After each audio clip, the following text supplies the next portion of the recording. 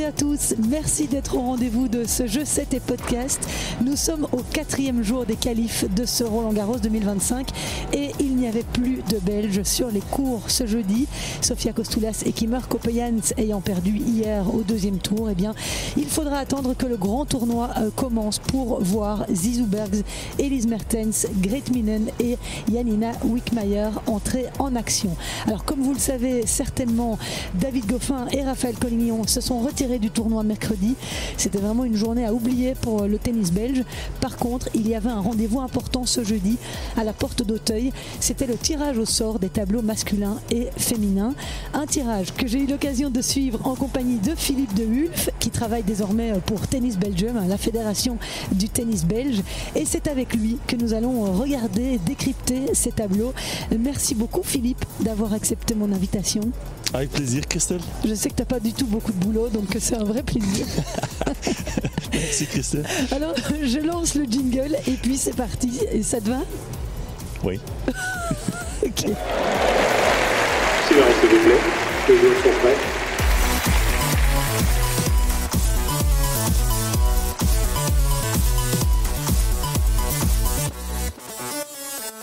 Alors me retrouver avec toi Philippe dans les allées de Roland-Garros, ça a un côté un peu surréaliste. Quand tu sais que j'avais 15 ans, quand tu as écrit l'histoire ici en devenant le premier joueur issu des qualifications à te hisser en demi-finale d'un tournoi du Grand Chelem.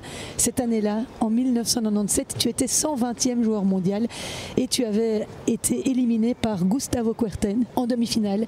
Guga qui avait gagné le tournoi après ça. C'était incroyable, toute la Belgique s'en souvient. Jamais personne n'a réussi à réitérer cet exploit. Tu as par ailleurs gagné 3 titres sur le circuit ATP et tu as atteint une 39e place mondiale. Est-ce que ça te procure encore des émotions de revenir ici dans les travées de Roland-Garros? De moins en moins Christelle. Ouais, mais c'est normal, hein, je deviens plus vieux, les souvenirs deviennent un peu plus troubles et surtout l'infrastructure ici change presque chaque année. Ça a beaucoup changé. Ça a beaucoup énormément changé. J'ai lu que Steve Darcy il disait que l'âme de Roland Garros était un peu disparue à cause du béton qui est venu à la place. Et je peux le suivre un tout petit peu, mais je trouve que c'est quand même bien fait. Et surtout, ils ont créé un peu plus d'espace qui était vraiment nécessaire parce que ce tournoi, il y avait trop peu de gens qui pouvaient le suivre ou le vivre. Et donc, ça, ils ont très bien fait. Mais pour revenir à ta question, bien sûr que ça me donne encore des émotions de revenir ici. C'est quand même historique. Et encore, on a vu le musée l'année passée tous les deux. T'aurais dû être dans le musée parce que t'es le seul. Je ne suis pas dans le musée. T'es pas dans le musée. Et t'es le seul à avoir réussi cet exploit. Mais bon sang, ils ont fait quoi? Tu leur as dit? Non, pas encore. Mais avant, on recevait toujours un bouquin avec tous les exploits et j'étais dedans. Et je pense que s'ils refaisaient ce bouquin, j'étais encore dedans et je vais rester dedans. Et dans ma tête, je vais rester dedans toute ma vie. Tu crois qu'il n'y en a pas un qui serait capable de faire la même chose que toi aujourd'hui? Non, aujourd'hui, c'est plus possible pour moi. Je pense que la concurrence est tellement dense, c'est tellement dur de gagner même un match en qualif, d'en gagner 3 et puis 5 dans le tableau final. Je ne vois pas comment c'est possible. On a vécu ensemble les matchs de qualif des Belges ici. Tout le monde se bat comme des diables sur chaque point et c'est devenu tellement exigeant, tellement dur que gagner 7 matchs en partant des qualifs, je ne crois pas que c'est possible. Tu avais aussi enchaîné, c'était quoi, 7 matchs? 8 matchs en total avec la défaite contre Guga dedans. Et il y avait qui, rappelle-moi, parce que je ne me souviens plus, c'était qui que tu avais battu en tableau final? Oui. Je ne sais plus non tu plus. sais même plus. Attends, c'était pas Caretti, l'italien, puis Meligeni, le brésilien, à mon avis Portas. Ah oui. En 3e tour, puis Corretja, 8e, Magnus Norman en quart, et puis demi, c'était Guga. Ah oui, voilà. Guga, la légende. Ça venait de loin. Oui, c'est bien, tu as encore une très bonne mémoire. Hein. Merci. Je t'ai demandé de m'aider un petit peu à décrypter ce tableau simple dames et simple messieurs. On a assisté tout à l'heure ensemble à ce tirage au sort. Toujours un grand moment, hein, près de l'orangerie, là, près du cours Simone Mathieu. Un superbe espace. Bon, malheureusement, à cause de moi, on a raté le cocktail. Mais bon. Merci Christelle. Nous étions quand même là pour voir sortir les noms qui s'affronteront au premier tour. Et c'est Ousmane Dembélé qui était la main innocente. Tu suis un peu le foot? Moi, je suis très fort le foot. Je suis supporter du Standard, tu sais très bien. Ah mais oui, je sais pourquoi je te pose la question. J'avais pas envie de ramener le sujet Standard sur la table. Vrai. Désolé. Non, mais le foot international, je suis aussi. Je suis un fanatique de foot. Mais malheureusement, allez, je n'ose pas le dire trop fort ici. Je suis pas trop fan du PSG. Carlos Alcaraz a bien dit sur scène qu'il ne supporterait pas le. Ah si. Qui supporterait le PSG? Lui, c'est facile. Hein. Ah oui. Je trouve ça. Non, moi, je suis pas trop fan du PSG. Mais ceci dit, ils ont une superbe équipe. Hein. Normalement, ils devraient gagner le Champions League cette année en finale contre l'Inter. Oui. C'est une équipe redoutable, l'Inter, avec des vieux gars expérimentés. Mais je pense que le PSG a quand même le bon mix entre des jeunes talents et l'envie et pas trop de stars. Si tu vois que Dembélé est peut-être un des plus grands stars, il est très discret, il est très modeste, donc je trouve que ça donne un bon exemple du PSG actuel, donc il mérite de gagner le Champions League cette année. Il va y avoir de grosses ambiances dans les rues. Ouais, ça pourrait être festif. Vendredi soir, non? Non, samedi, non. Samedi, oui. Il va falloir aller un petit peu traîner dans les rues pour. Ouais, avec un écharpe parisien. Oui, c'est vrai que ça va être l'ambiance. Alors, pour revenir à nos moutons, il y aura des duels franco-belges au premier tour, justement. Elise Mertens, elle a un tirage un petit peu plus favorable face à Loïs Boisson, qui est une wildcard française. Elise qui, en général, atteint le 3e tour à Roland-Garros. Enfin, c'est une bonne moyenne en Grand Chelem. Donc, on est plutôt optimiste de ce côté-là. On est toujours optimiste pour Elise quand elle joue un premier tour d'un tournoi de Grand Chelem. Elle passe souvent, et surtout contre des joueuses qui sont moins bien classées qu'elle. Maintenant, il faut se méfier quand même un peu de Louise Boisson, parce qu'elle est très physique. Elle revient d'une grosse blessure, donc elle aussi va être soutenue par le public français. Mais je pense qu'Elise a quand même assez d'expérience pour gérer ce genre de rencontres, et je pense qu'on peut être optimiste. Et un autre Français se dresse sur la route de Zizou Bergs, c'est Giovanni Mpetshi-Perricard. Lui, il nous a causé, en tout cas on en a beaucoup parlé l'année passée avec ce match. Est-ce que c'était pas juste ici derrière sur le 7? Non, c'était sur le 14 avant. Ah, c'était là-bas? Ok. J'étais déjà partie, tu sais, j'avais été virée, hein, moi, après quelques jours. Malheureusement. Donc, ouais, c'était un match incroyable, un match fou avec un public qui était presque. Ouais, ils ont passé quand même quelquefois les limites de l'acceptable, du fair play. Et donc, j'espère que cette année, ça va rester un peu plus calme. C'est bien que l'ambiance soit chaude. Là, il n'y a pas de souci, mais quand on commence à insulter les joueurs, on va un peu trop loin. Et maintenant, comme je l'ai dit, l'ambiance va être là. Et mais Zizou, il aime bien ça, peut-être encore plus que David. Et à mon avis, il va prendre cette énergie pour vraiment être au top. Attention que Mpetshi joue bien sur terre. Il joue très bien sur terre. Ouais. Il a des grands coups et il a un peu plus de temps pour vraiment armer ses coups. Et donc, en plus avec son service canon qui lui donne plein de points gratuits, c'est vraiment un adversaire redoutable. Et ça va être un match compliqué, mais là aussi, il faut rester positif et espérer que Zizou va passer. Oui, parce que Zizou, il n'a pas eu une préparation optimale. Hein, il n'a finalement pas joué à Rome. Non, physiquement, mentalement, il y a eu des pépins. On sait qu'il a coupé avec Christophe Liegen, son coach. Il a eu un petit problème à l'épaule qui ça va mieux apparemment maintenant. Et Je vais vous donner un scoop aussi.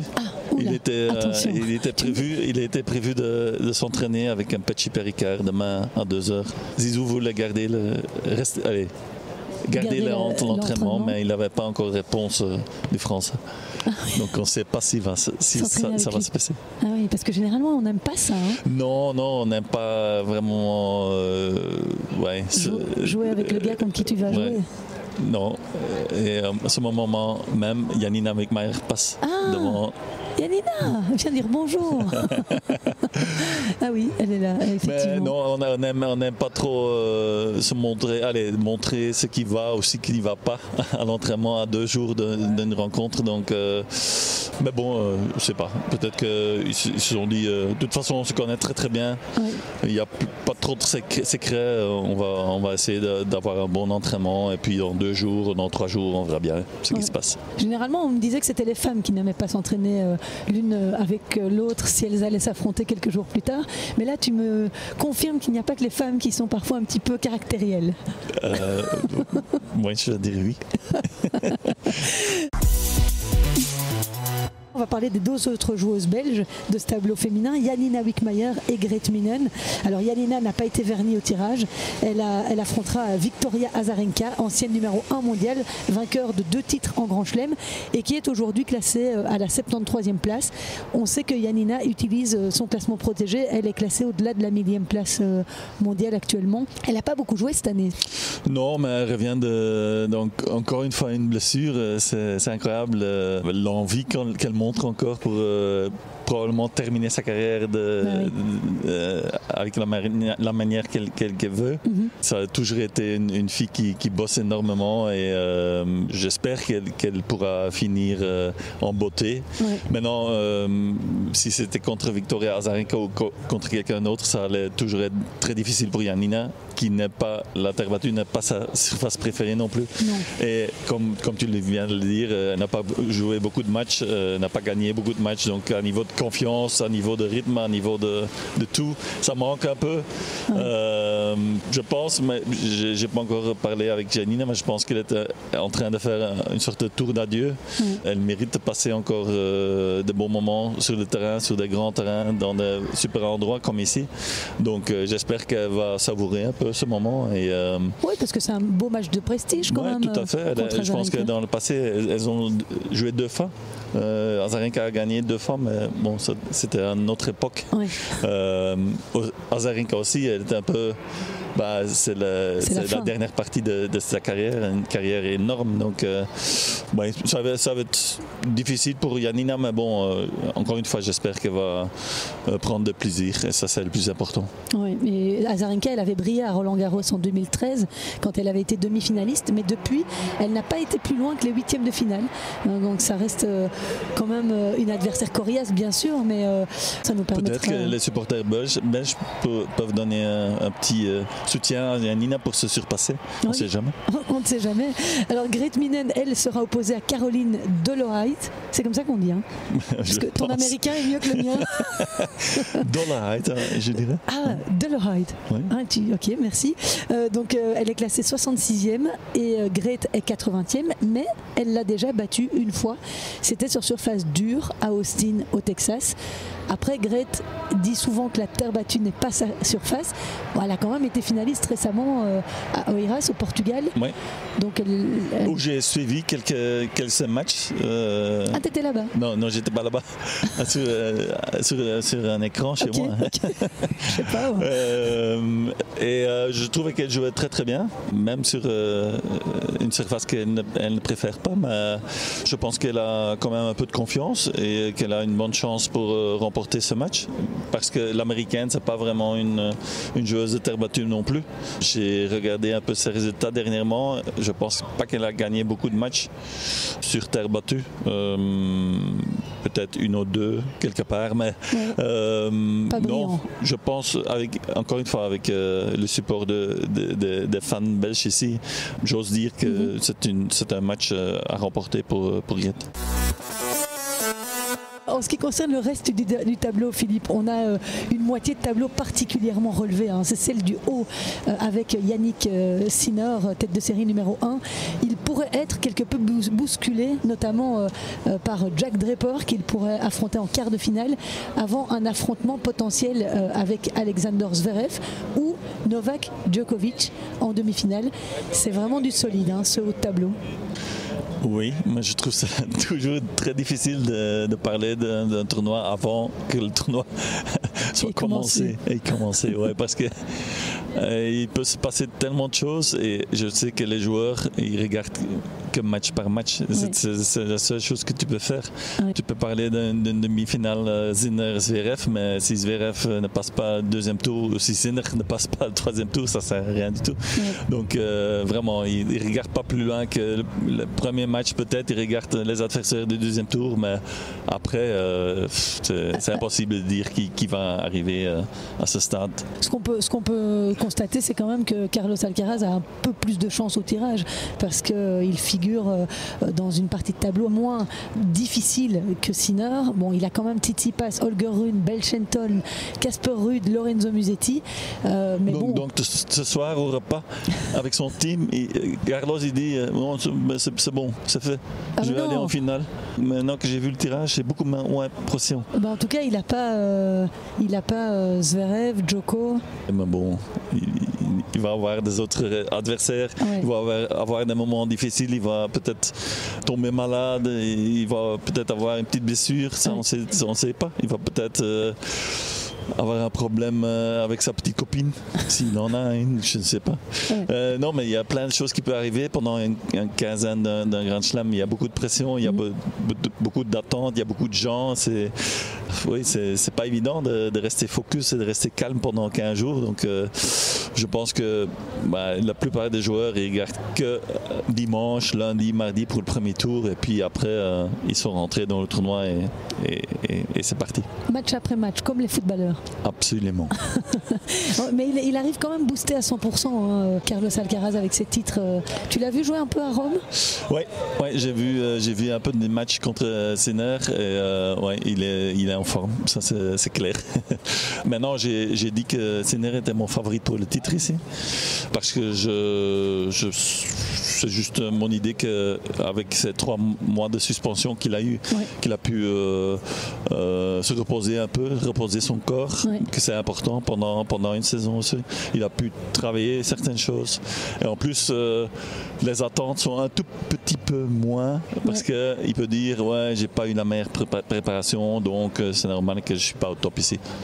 Ce sont les deux choses qui me viennent dans la tête pour dire que Sinner est le favori pour le titre, mais comme tu viens de dire, Alcaraz a montré que c'est peut-être lui le meilleur joueur sur terre battue, et maintenant qu'il se sent mieux, qu'il se sent bien, qu'il est en confiance, il va être très difficile à battre. En tout cas, moi je rêve d'une finale Sinner-Alcaraz. Je pense que tout le monde rêve de cette finale. Qui ne s'est jamais produite en Grand Chelem. Non. Donc, c'est le moment. Ce serait quand même magnifique. Alors le tenant du titre, Carlos Alcaraz, lui, il affrontera au premier tour Kei Nishikori, finaliste à l'US Open 2014. Et puis je me suis penché un peu sur le tableau, j'ai épinglé l'un ou l'autre match qui pourrait être assez intéressant, qu'on pourrait aller voir avec un paquet de popcorn sur nos genoux. Philippe, c'est Medvedev, Cameron Norrie, Matteo Arnaldi, Félix Auger-Aliassime, Joao Fonseca et Hubert Hurkacz. Alors ça, celui-là, parce que Joao Fonseca, tu l'as mis dans les joueurs à surveiller, non? Oui, tout à fait. Je veux absolument le voir en live. Je n'ai pas encore vu, mais c'est un des joueurs pour qui j'allume ma télé. Et je ne fais pas ça souvent. Je regarde souvent, surtout des matchs de foot, mais parfois je regarde aussi un peu de tennis. Et Fonseca, c'est quand même un talent fou. Il fait avancer la balle tellement facilement, c'est incroyable. Et pour ça que je veux le voir en live, si sa balle avance encore mieux en live qu'à la télé. Et je pense bien. Je peux te le dire, je l'ai vu à Bologne, c'était du lourd.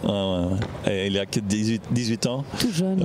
Sa carrière a explosé et maintenant, les dernières semaines, il sent quand même un petit peu la pression. Il y a tout le Brésil qui le suit et presque tout le monde, le monde entier qui le suit. Donc, à mon avis, il sent quand même doucement la pression. En plus, ses adversaires, ils commencent à connaître mieux, ils savent mieux comment il faut jouer.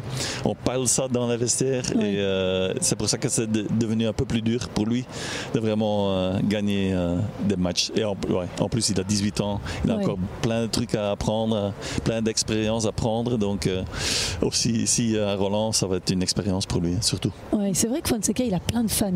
Ouais. Ils sont tous fous de Fonseca. Ouais. C'est assez incroyable. Alors je voulais encore juste glisser un petit mot par rapport à Zverev, parce qu'il n'est pas au top, hein.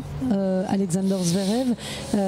Il ne va pas non plus avoir une tâche facile au premier tour, parce qu'il sera opposé à Leonard Tin, qui avait bousculé Novak Djokovic à Melbourne. Alors toi, tu n'es pas d'accord avec moi? Si c'est une tâche facile. Il n'a pas gagné un match sur terre battue, Leonard Tin. Voilà. C'est un jeune Américain qui joue super bien sur dur, mais il doit encore apprendre à jouer sur terre battue. C'est un super talent. Il a le même âge que Alexander Blocks. Ah oui. C'est la même génération à mon avis. Mais c'est vrai qu'on a regardé ses résultats ensemble et il n'a rien fait sur terre. Non, il a gagné un match, c'est ça, contre Riley Opelka. Ah oui, voilà. C'était à Rome. Ouais, et pour sur terre battue, battre Opelka, c'est un peu plus facile que sur gazon. Ça c'est clair. Et en parlant d'Américains, Djokovic, il sera opposé à Mackenzie McDonald au premier tour. Aussi un bon petit tour, ça. Hein, de chauffe. Ouais. Mais pour s'échauffer. Novak va pas super bien. Hein. Non, mais il a retrouvé un peu de couleur quand même à Genève, non? Écoute, je suis tellement il a gagné contre Martin Fucsovics, 6-2, 6-3. Et apparemment, il a bien joué. Donc, il va être prêt ici à Roland. Allez, il va être prêt. Et puis en bas de tableau, Tsitsipas, lui, il n'aura pas le temps de gamberger puisqu'il sera opposé d'entrée à Thomas Martin Etcheverry. Ça va être aussi un très beau blockbuster. Ouais, ça va être un peu plus dur parce que j'ai pas trop confiance en Stefanos cette année. Parfois, il a des moments dans sa carrière où il joue super bien et tu as l'impression qu'il va vraiment aller au bout et être top 3 mondial et vraiment jouer pour des titres de Grand Slam. Et puis, 2 semaines après, il tombe dans un trou. Dans un trou, on ne le voit plus. On ne le voit plus, c'est ça le problème. Et un autre blockbuster, c'est Lorenzo Sonego et Ben Shelton qui seront opposés. Ça, c'est aussi une belle opposition de style. Hein. Ouais, pas mal. Ouais. J'aime bien Ben Shelton. J'aime bien. J'ai vu tout à l'heure à Jean Bouin. J'ai pensé. Tu as dit bonjour de ma part? J'ai dit bonjour de la part du fils de notre collègue Christophe qui disait que son fils était fan de Ben Shelton. C'est mieux. Mais pas de toi. Je ne savais pas que tu aimais bien Ben Shelton. Ouais, j'aime bien son style. Un peu brut comme ça. Ouais, mais c'est un ancien. Il vient de American Football. Hein. Jusqu'à 15 ans, il était quarterback en American Football. Et c'est pour ça qu'il a un bras incroyable. Hein. C'est pour ça qu'il sait super bien. Il y a Ruben Beemans qui passe. Ah, voilà. Après Yanina, c'est Ruben. Toute la Belgique passe devant nous. Et bientôt, la pluie va passer aussi. Parce que regarde, ça s'assombrit vachement. Mais oui, c'est pour ça qu'il est aussi costaud. Ouais. Et il a commencé à faire ça parce qu'il ne voulait pas devenir joueur de tennis parce que son père était joueur de tennis pro. Hein. Byron Shelton. Je l'ai encore. Allez, c'est de ma génération. Ouais. Ah oui. Je l'ai croisé dans les tournois aux États-Unis. Ah oui. Zizou Berge qui passe. Salut Zizou, regarde. Il s'est entraîné, il a le t-shirt plein de taches de terre battue. Donc l'entraînement avait l'air d'être intensif. Dommage qu'on n'ait pas vu ça, mais bon, nous on travaille. Hein. Ouais, on travaille, on fait que ça avec Christophe. Voilà, sympa de Zizou d'avoir fait un petit coucou. Évidemment, il n'y a pas de caméra, donc vous ne le verrez pas, mais c'est comme si c'était fait. Hein. Peut-être tu suis un petit peu moins ou pas les dames chez les. Tu suis autant les dames? Pourquoi tu dis ça? Je sais pas, parce que généralement les hommes ils n'aiment pas trop. Mais si, mais c'est excitant le tennis de femmes. On sait jamais qui va gagner. Les dernières 10 années, c'est quand même c'est super excitant. Oui, c'est vrai. C'est beaucoup moins réglé que chez les hommes. Oui. Sauf à Roland Garros, hein. Ça fait quand même 3 ans qu'il y en a une qui domine. Oui, Iga Swiatek, elle était quand même la reine. Elle a déjà autant de titres que Justine Henin. Ça veut dire quand même quelque chose. Elle a que 22, 23 ans. C'est incroyable quand même. Elle joue super bien sur terre battue, mais dernièrement un petit peu plus compliqué. Mais bon, j'ai parlé un peu avec Memphis, son coach, et lui il disait il y a le même phénomène qu'avec Kim et Justine. La barre est mise tellement haute avec Iga. Dès qu'elle est elle remporte pas le tournoi, dès qu'elle va jusqu'en demi-finale et pas jusqu'en finale, déjà ça commence dans la presse polonaise à chauffer. Ils se posent des questions et tout le monde dit ouais, elle n'est pas en confiance, elle joue moins bien que l'année passée, mais bon, c'est parce que la barre a été mise tellement haute par Iga dans le passé. Elle gagnait tous ses matchs 6-0, 6-1. Elle gagnait tous les tournois qu'elle jouait. Donc c'est pour ça que maintenant que ça va un peu moins bien, que tout le monde se pose des questions, mais je pense qu'elle va être prête pour aller loin ici à Roland. C'est quand même son tournoi préféré, sa surface préférée. Donc ouais.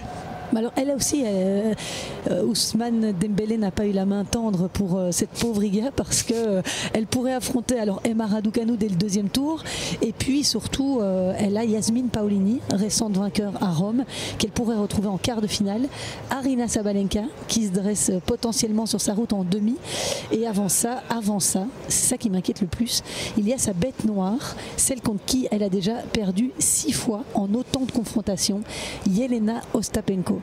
Ah oui. Et ça pourrait être dès les 8e de finale. Alors tu peux me dire qu'on regarde match par match, mais quand même, quand on voit Ostapenko pointer le bout de son nez dans le 3e tour ou 4e tour de son tableau, il y a quand même de quoi dormir un peu moins bien. C'est possible, mais il faut d'abord que Ostapenko arrive au 3e tour, au 4e tour, parce qu'elle est quand même très irrégulière. Irrégulière, c'est ça un peu le problème d'Ostapenko. Elle a déjà gagné ici, mais ça veut rien dire parce que elle peut perdre au premier tour aussi. Donc oui, il y a un tableau dur, mais c'était aussi un peu prévu parce qu'elle est tombée du top 5. Elle n'est plus dans le top 5, donc elle n'est plus dans les 4 premières têtes de série. Donc c'était prévisible qu'elle allait avoir un tableau un peu plus compliqué. Maintenant, ses adversaires ont peur de Swiatek aussi. Je veux dire, ça marche dans les deux sens. Mais ils ont peur et en même temps, ils voient qu'elle a perdu ces dernières semaines. C'est vrai. Donc, la réputation est un peu atteint. Donc c'est vrai, mais il faut voir. Et sachez que tu parlais de Wim Fissette, sachez que Wim m'a fait l'immense plaisir de venir à mon micro. Je vous avais annoncé ça pour aujourd'hui. Malheureusement, j'avais oublié que le grand Philippe de Hulf accepterait mon invitation. C'est encore ma faute. Et donc, non, mais on devait faire le tirage des tableaux aujourd'hui. Donc Wim arrivera demain, je vous le promets. Comme ça, je vous fais languir encore un petit peu, parce que c'est très intéressant ce qu'il raconte. Et donc Wim Fissette sera mon invité demain. Alors Sabalenka, elle a été quand même épargnée au tirage. Elle pourrait juste éventuellement rencontrer Anisimova en 8e de finale et Zheng en demi, la chinoise qui l'avait éliminée la semaine passée à Rome dès les quarts de finale. Mais quand même, son tableau, il est sacrément dégagé.